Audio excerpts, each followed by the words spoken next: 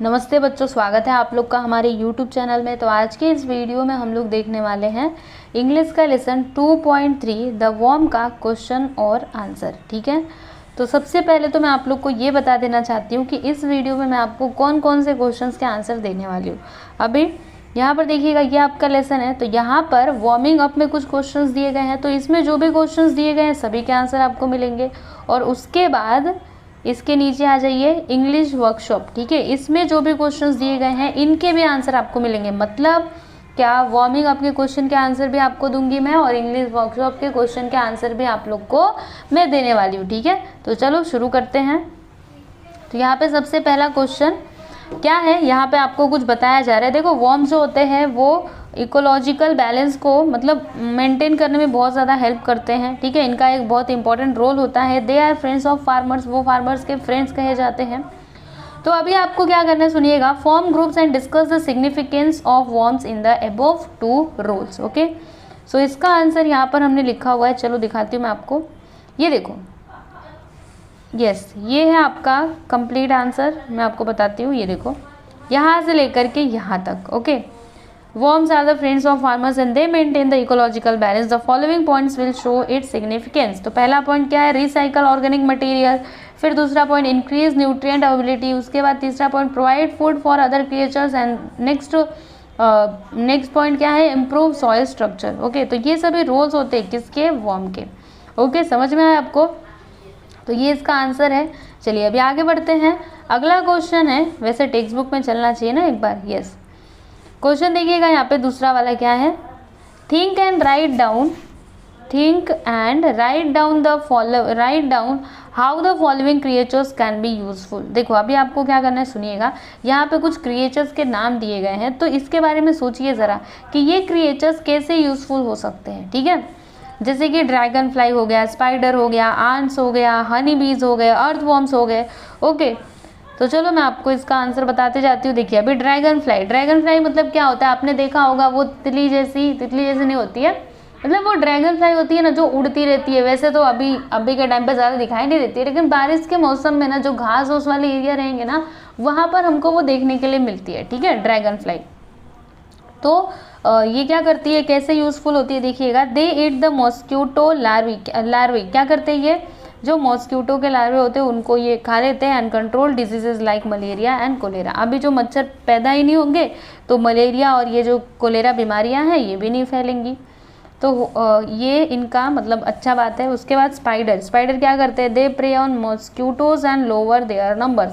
अभी स्पाइडर्स क्या करते हैं स्टूडेंट्स, जो मॉस्क्यूटोज होते हैं, मच्छर होते हैं, उनका वो शिकार करते हैं। इससे क्या होता है, उनकी जो संख्या है वो कम हो जाती है।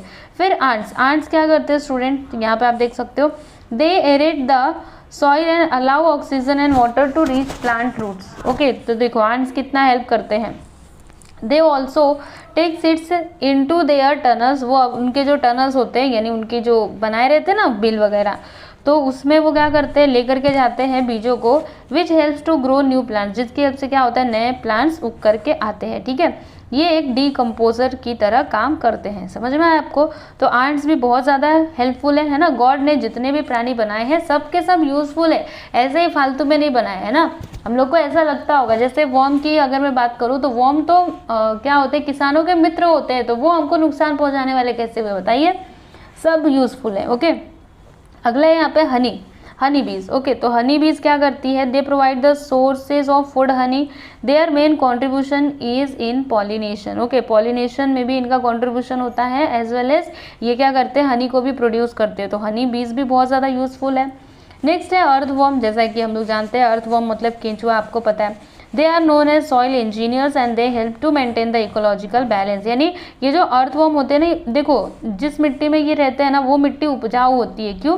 क्योंकि ये मिट्टी को ऊपर नीचे करते रहते हैं ना, उसी में देखो ये जो अर्थवॉर्म होते हैं वो मिट्टी में ही रहते हैं। ठीक है, मिट्टी में ही रहते हैं। अभी आपके घर के आसपास कहीं भी मिट्टी होगी ना, एक बार जरा खोद के देखना, ऊपर खोदोगे तो नहीं दिखेंगे, लेकिन नीचे जाना, उसमें आपको ये अर्थवॉर्म तो मिलेंगे ही मिलेंगे, क्योंकि बहुत ज़्यादा हेल्पफुल होते हैं। ओके, तो ये इसका आंसर है। चलो अभी आगे बढ़ने से पहले टेक्स्ट बुक में मैं आप लोग को लेकर के चलना चाहूँगी। ओके, यस, टेक्स्ट बुक में देखिएगा, ये है आपका थर्ड क्वेश्चन। इसमें क्या बोला जा रहा है कि little creatures in nature can also be your teachers, think and write what we can learn from the following. अभी सुनिएगा, देखो जो भी यहाँ पे क्रिएचर्स है, छोटे से छोटा क्रिएचर आपके लिए टीचर हो सकता है ना। देखो टीचर मतलब क्या, जो आपको कुछ सिखाए वो आपका टीचर, राइट। तो वो जो छोटे छोटे क्रिएचर्स है ना, वो भी आपके टीचर हो सकते हैं। देखो यहाँ पे कुछ लोगों के नाम दिए गए, मतलब कुछ क्रिएचर्स के नाम दिए गए हैं, तो ये आपको कैसे टीच करते, क्या सिखाते हैं, वो आप यहाँ पे बता सकते हो। जैसे अगर मैं बीज की बात करूँ तो बीज से हम क्या सीखते हैं, बीज यानी मधुमक्खी, हमको पता है क्या सीखते हैं हम उससे, बताइए।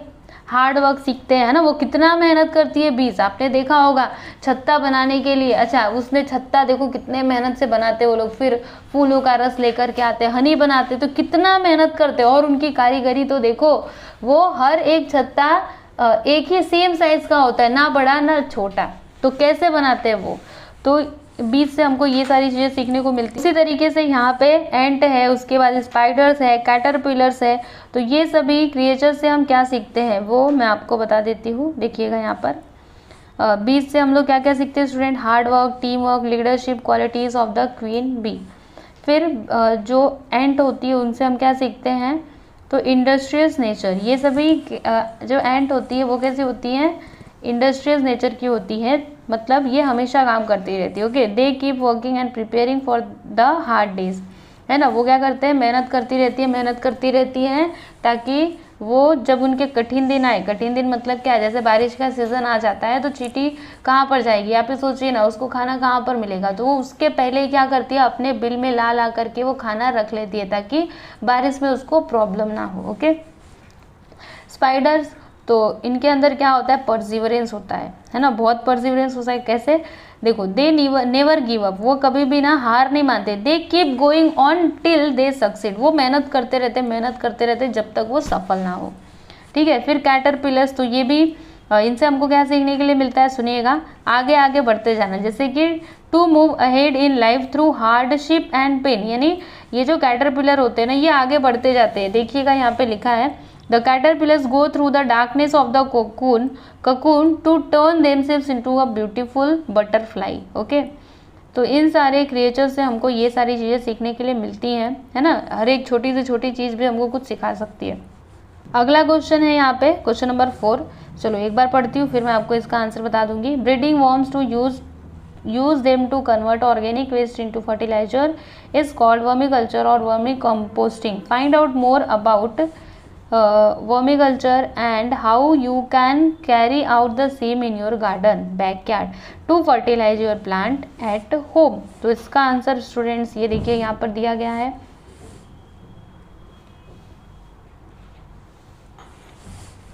ओके, तो ये इसका आंसर है, प्लीज़ आप इसको लिख लेना। चलो अभी हम लोग इंग्लिश वर्कशॉप पे आ जाते हैं। तो इंग्लिश वर्कशॉप में यहाँ पर देखिएगा, पहला क्वेश्चन क्या है, सुनिए। Read the poem aloud and you will find some old outdated words that we do not use in everyday language now. देखो स्टूडेंट्स, आप इस पोएम को एक बार पढ़ो तो आपको यहाँ पे ना कुछ पुराने वर्ड्स मिलेंगे जो अभी हम लोग नॉर्मली यूज़ नहीं करते हैं। जैसे मैं आप लोग को एग्जाम्पल के थ्रू समझाना चाहूँगी। यहाँ पे एक वर्ड है दाई। ओके, तो इस वर्ड का हम यूज़ ज़्यादा नहीं करते, अभी इस टाइम पे तो नहीं करते। ये सभी ओल्ड मतलब पोएट लोग करते हैं, पर हम नहीं करते, अपनी डेली लाइफ में तो नहीं करते। उसी प्रकार से यहाँ पे एक और वर्ड आया था, मैं जब ये पढ़ा रही थी ना तब मैंने देखा था। जस्ट वेट, यहाँ पे एक और वर्ड है, देखिएगा, दाऊ। ओके, ये, और यहाँ पे एक और वर्ड था दी।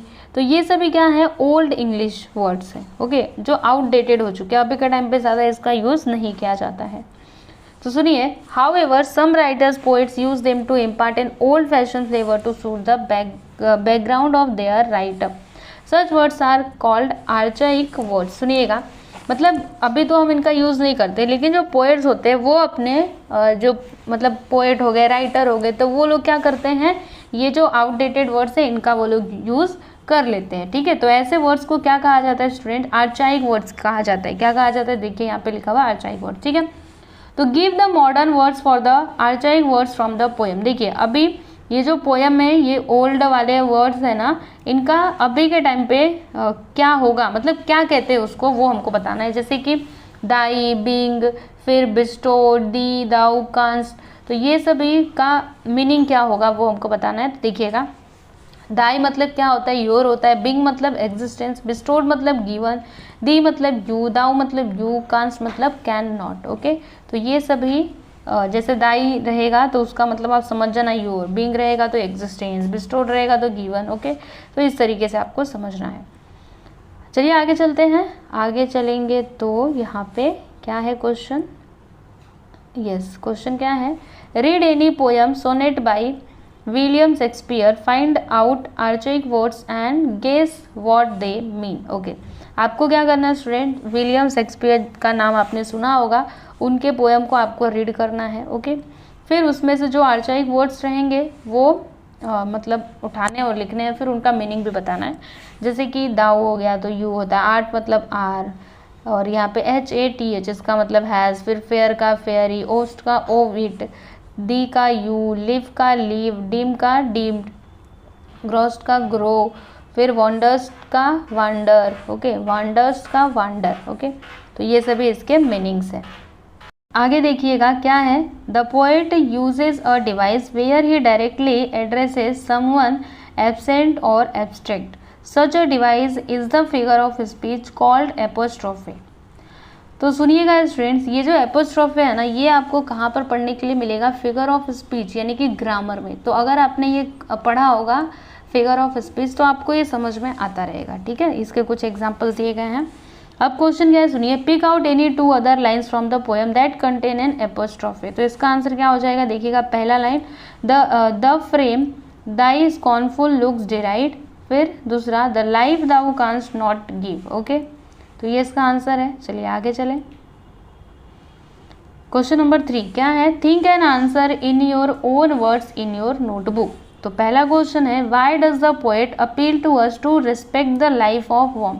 मतलब जो पोएट है वो हमसे क्यों ऐसा रिक्वेस्ट करते हैं, अपील करते हैं कि हमें क्या करना चाहिए, जो वॉर्म है उसको नुकसान नहीं पहुंचाना चाहिए, उसको ये जो ज़िंदगी मिली हुई है उसको उसे इंजॉय करने देना चाहिए। Why he is saying like this.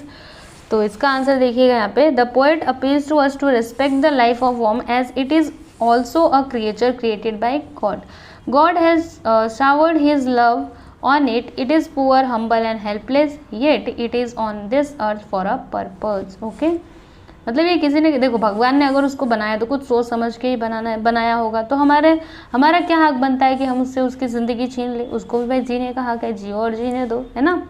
जब मैं ये पोएम पढ़ा रही थी तभी मैंने ये बात बोली थी, जियो और जीने दो, है ना। चलो बी देखते हैं, बी क्या है, what do you think God created worms, what is their ecological importance. अब आपको बताना है कि मतलब भगवान ने वॉर्म को बनाया तो आप इसके बारे में क्या सोचते हो, इसके इंपॉर्टेंस तो बताओ, इकोलॉजिकल इंपॉर्टेंस बताइए। तो इसका आंसर देखिए, God created worm just like other creatures, the sun, moon and the stars are powerful, but God's creation the worm too helps in the ecological balance. Worms have great importance in the ecology. They are a part of the food web and provide food for other creatures. They help the soil to remain clean and fertile. They are nature's recyclers. Okay, so it's your answer. चलिए अभी आगे चलते हैं। सी है यहाँ पे क्या है, live and let live is a famous proverb. Which lines from the poem supports this proverb? अभी सुनिएगा, अभी जो मैं आपको बता रही थी जियो और जीने दो, वही है यहाँ पे live and let live, यानी जियो, आप खुद तो जियो और दूसरों को भी क्या करने दो, जीने दो। ठीक है, live and let live या फिर लाइफ भी इसको कहा जाता है। ठीक है, कहीं कहीं पे इसको लाइव कहा जाता है, कहीं पे इसको लिव कहा जाता है। तो लाइव कब कहा जाता है, लाइव मतलब कोई चीज़, जैसे कि लाइव हम कहते हैं ना कि लाइव आ रहा है, लाइव आ रहा है मतलब वो देखो स्पेलिंग वही रहता है LIVE। ठीक है, देखो ये हम कब बोलते हैं, जब कुछ भी लाइव आता है टीवी वगैरह पे तो कहते हैं लाइव आ रहा है, राइट। और वैसे हम लोग नॉर्मली तो लिव इसको कहते हैं। तो which lines from the poem support this proverb, अभी इस प्रोवर्ब को कौन सा पोएम का लाइन है जो सपोर्ट कर रहा है। तो देखिएगा यहाँ पे, O do not lightly take away the life thou canst not give. Okay, तो ये लाइन इसको सपोर्ट कर रहा है ना कि जियो और जीने दो।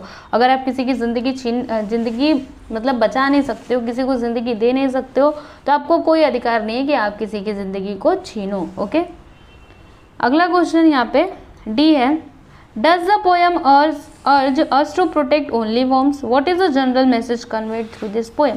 यानी जो पोएट है क्या बस वो हमको यही बोल रहे हैं कि हमें वर्म को प्रोटेक्ट करना चाहिए, उसको नुकसान नहीं पहुंचाना चाहिए, या फिर वो इन जनरल सभी के लिए बोल रहे हैं, मतलब इसका मैसेज क्या है। ओके, इस पोएम के थ्रू वो हमको क्या मैसेज देना चाहते हैं, जनरल मैसेज क्या है। खाली बस वर्म को ही बचाना है, बाकी सब कीड़ों मकोड़ों को मरने देना है, उनको कुचलना है, ऐसा है क्या? तो नहीं भाई, ऐसा नहीं है, हमें सबको क्या करना है, प्रोटेक्ट करना चाहिए। तो देखिए इसका आंसर क्या है, the poem urge us to protect all the tiny creatures, यानी जो भी छोटे छोटे क्रिएचर्स है सबको क्या करना है, हमें प्रोटेक्ट करना है on the earth and not only the worms. यानी देखो अर्थ के ऊपर जितने भी टीनी क्रिएचर्स हैं हमें सबकी, अच्छा टीनी क्रिएचर्स मैं बोल रही हूँ अभी, इसका मतलब आप ये मत समझना कि जो बड़े बड़े क्रिएचर्स हैं उनको मारो, नहीं भाई, किसी को मत मारो, ठीक है। जब आपको कोई नहीं मारेगा, मतलब नहीं मार सकता, तो आप दूसरों को क्यों मारते हो भाई। ओके, तो ये पोयम हमसे ये अपील कर रहा है, यानी ये रिक्वेस्ट इसके थ्रू जो पोयम है वो हमसे कर रहे हैं।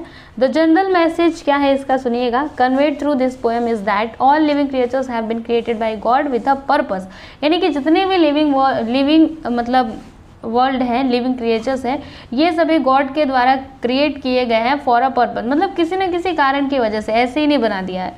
The way our Lord loves us in the same way he loves the other creatures, he loves these teeny creatures, we should respect them and not kill them. Okay, so ये आपका answer था। अभी question number 4 देखेंगे, यहाँ तक तो हमने देख लिया। क्वेश्चन नंबर 3 में देखिएगा ए बी सी करके दिए गए थे जो मैंने आप लोग को बता दिए। अब हम लोग 4th क्वेश्चन देखेंगे, इसमें क्या बोला जा रहा है कि फाइंड फ्रॉम द लाइब्रेरी और internet other poems composed on tiny living creatures, try to understand the message in each of them. क्या करना है सुनिएगा स्टूडेंट, आपको लाइब्रेरी से या फिर इंटरनेट से जो भी पोएम्स होंगे ना टीनी लिविंग क्रिएचर्स के ऊपर, उन्हें आपको फाइंड करना है और फिर आपको उसे अंडरस्टैंड करने की कोशिश करनी है, समझने की कोशिश करनी है कि इसका मैसेज क्या है। ओके, तो देखिए यहाँ पे ये तो आप खुद से करना, वैसे लाइब्रेरी में जाना, इंटरनेट पे जाना, इनके ऊपर पोएम्स ढूंढना, लेकिन फिर भी मैंने एक पोएम लिखा है जैसे कि the lamp by William Blake. Okay, इन्होंने इसको लिखा था। इसका मैसेज क्या था, praise for the specific qualities given to it by God, it reveals that God has filled the lamp with all positive qualities, the poet praise his meek giving loving personality. Okay, question number 5 है यहाँ पे, even small things in nature play a big role, so protect nature, frame some slogans based on the above topic। अभी आपको कुछ slogans पता है ना, जैसे नारे लगाते हैं ना, है ना, पानी बचाओ, फिर प्रदूषण मत फैलाओ, ऐसे करके कुछ स्लोगन्स होते हैं, वो आपको यहाँ पे फॉर्म करना है, बनाना है।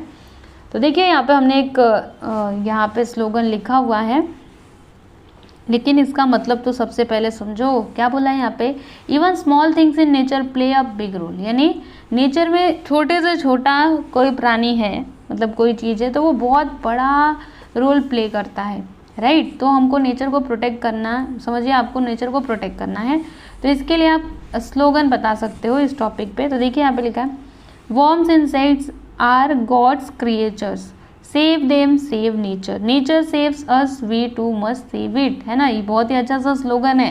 देखो, worms insects are God creatures, ये सभी क्या है, गॉड के क्रिएचर्स है, यानी गॉड ने इनको बनाया है, भगवान ने इनको बनाया है, तो इन्हें हमें क्या करना चाहिए, सेव देम सेव नेचर, इनको बचाना चाहिए। इनको बचाएंगे तो नेचर भी बचेगा, और नेचर क्या करती है, हमारी रक्षा करती है, हमको वो बचाती है, तो हमें भी उसको सेव करके रखना पड़ेगा, है ना। नेचर हमारी हेल्प करती है कि नहीं, आप ही सोचिए ना, आपको ऑक्सीजन मिलता है, पानी मिलता है, खाना मिलता है, क्या ये सभी ऐसे आ जाते हैं, नेचर हमको देती है, प्रकृति देती है ना। तो वही है यहाँ पे। चलिए आगे देखते हैं। अगला क्वेश्चन यहाँ पे क्या है, draft a short speech on the above topic which you could give at your school assembly, use the following steps while drafting. सुनिएगा, अभी आपको एक स्पीच लिखना है, ये जो ऊपर वाला टॉपिक था ना, इसके ऊपर, जो आप अपने स्कूल में दे सकते हो। ओके, और ये सारे यहाँ पे कुछ स्टेप्स दिए गए, इनको फॉलो करके आपको यहाँ पे लिखना है। जैसे सबसे पहले क्या लिखोगे, मतलब ग्रीटिंग करोगे, जैसे हम लोग कहते हैं ना, respected teacher, madam and all my dear friends, इस प्रकार से। फिर सैल्यूटेशन करते हैं, फिर उसके बाद सेल्फ इंट्रोडक्शन यानी अपना इंट्रोडक्शन देते हैं। Then introduction of the topic, मतलब आपने कौन सा टॉपिक चूज़ किया है, कौन सा टॉपिक है, किस टॉपिक पे आप बोलने वाले हो। बॉडी ऑफ द स्पीच, पूरा उसका बॉडी ऑफ द स्पीच मतलब क्या, स्पीच कैसा होना चाहिए। फिर लास्ट में कंक्लूजन आपको कहना पड़ता है, कंक्लूजन यानी उसका कंक्लूजन क्या है। फिर express the gratitude to audience, फिर हमको क्या उनको ग्रैटिट्यूड, जैसे कि हम लोग कहते हैं ना, मुझे आपने इतने देर तक सुना, आपका बहुत बहुत धन्यवाद, आपको अगर मेरी कुछ बात बुरी लगी हो तो उसके लिए क्षमा चाहते हैं, ऐसे हम लोग बोलते हैं ना। तो वही वैसे आप अभी कौन सा क्लास में, 8th स्टैंडर्ड में हो, तो आपने कभी ना कभी स्पीच तो अपने स्कूल में दिया होगा, तो आपको समझ में आता रहेगा कि ऊपर क्या होता है, नीचे क्या होता है, उसकी बॉडी क्या होती है ना, इतना तो आप लोग समझ सकते हो। सो यहाँ पे हमने एक स्पीच लिखा हुआ है, आप लोग देख सकते हो। वैसे स्क्रीनशॉट ले लो, लिखना आराम से बैठ करके और इसको समझना। Please take a screenshot.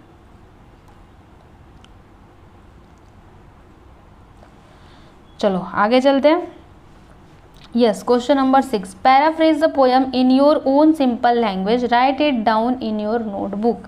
क्या करना है आपको, ये जो आपका पोएम था, ये तो पोएम था, ठीक है, अभी उसको पैराग्राफ वाइज कन्वर्ट करो और फिर आपको अपनी नोटबुक में लिखना है, ठीक है। तो देखिए हमने पैराग्राफ वाइज मतलब इसको पूरा बनाया है। तो सबसे पहला मतलब फर्स्ट स्टांजा क्या था, क्या कहता था उसमें, सुनिएगा। In the first stanza the poet says that we don't care about the tiny worms, we don't care about the teeny worms, we at times crush these teeny helpless worms, so he asks us to be careful. We look at them with scorn, but the form that is given to them is by God. Second stanza में क्या कह रहे थे poet, the Lord who created us created this teeny worm and has bestowed upon it affection and boundless love. Third है यहाँ पे, God created the sun, the moon and the stars for all his creatures, he spread the grass over the earth for the comfort of all and this grass also for the tiny worms. Fourth stanza में क्या बोल रहे थे, the poet urge us and tells us to allow the worms to enjoy their lives as they get only a few days to live, we do not have any right to take away their lives and we can not give them back their life. Okay, अभी आप सोच रहे होंगे कि यहाँ पे मैं leave बोली थी, यहाँ पे मैं लाइव्स बोल रही हूँ। हाँ, तो इसको लाइव ही पढ़ा जाता है, ठीक है। चलिए अभी आगे चलते हैं। ये तो आपने देख लिया, एक बार देखो ध्यान से।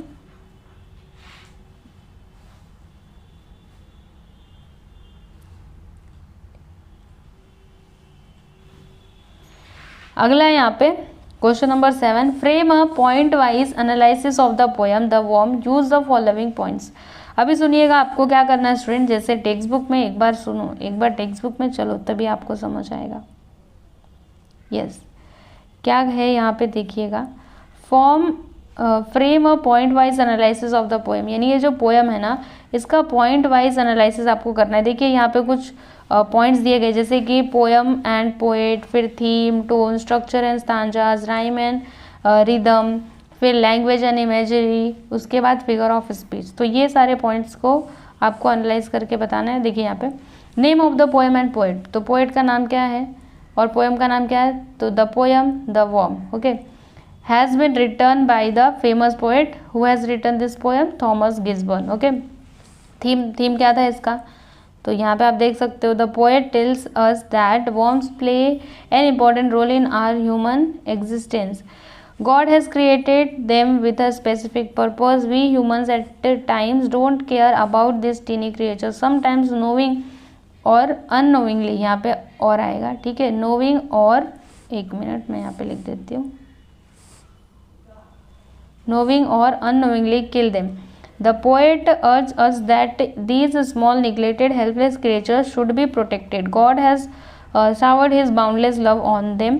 We do not have any right to take the lives of these creatures as we cannot give it back to them. Tone क्या है यहाँ पे देखिएगा, the poet uses a meditative tone in this poem. Structure of the stanza का structure क्या है, there are 4 stanzas in the poem of regular length, the structure of the poem has 4 quatrains। उसके बाद राइम स्कीम, ए बी है rhyme scheme यहाँ पे, फिर language and imagery, तो the poet has used archaic words to impart an old fashion flavour to the poem. The visual imagery created by the poet gives a beautiful description of the worm, helpless worm, poor worm. फिर जी है यहाँ पे figure of speech, तो apostrophe है turn the hasty foot aside. Okay, तो ये था आपका आंसर जो मैंने आप लोग को बता दिया. आप प्लीज़ इसको अच्छे से लिखिएगा, समझिएगा. ओके, एक बार आप देखो ध्यान से.